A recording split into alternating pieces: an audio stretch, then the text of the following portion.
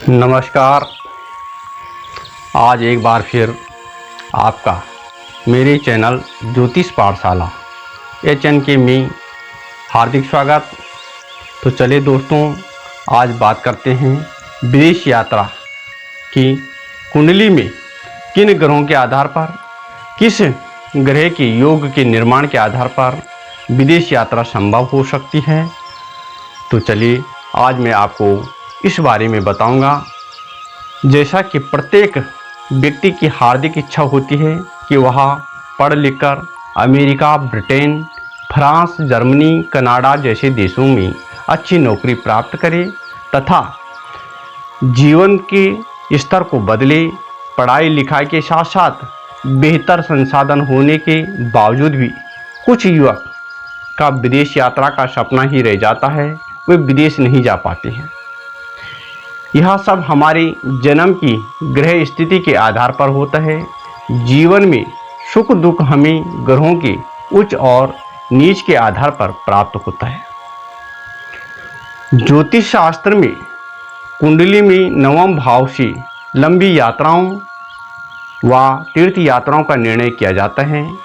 मेरे विचार से कुंडली में तृतीय भाव से विदेश यात्रा का निर्णय करना चाहिए।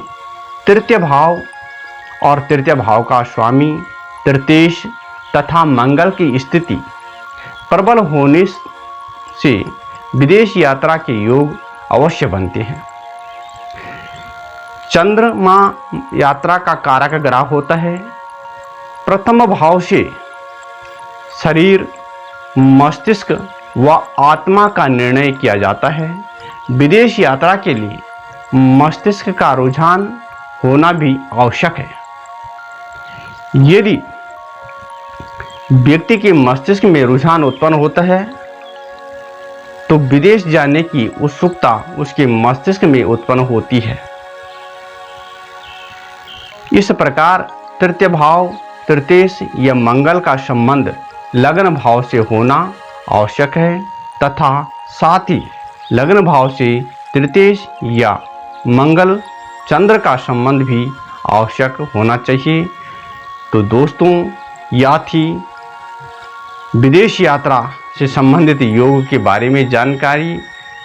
यदि आपको यह जानकारी अच्छी लगी तो सब्सक्राइब, लाइक और कमेंट अवश्य करें तथा कई प्रकार के ऐसे योग होते हैं जीवन में, सरकारी नौकरी या कोई अन्य नौकरी के बारे में या कोई अन्य व्यवसाय के बारे में आप कमेंट बॉक्स में लिख सकते हैं और निश्चय मैं आपकी समस्याओं का समाधान करने का प्रयत्न करूंगा।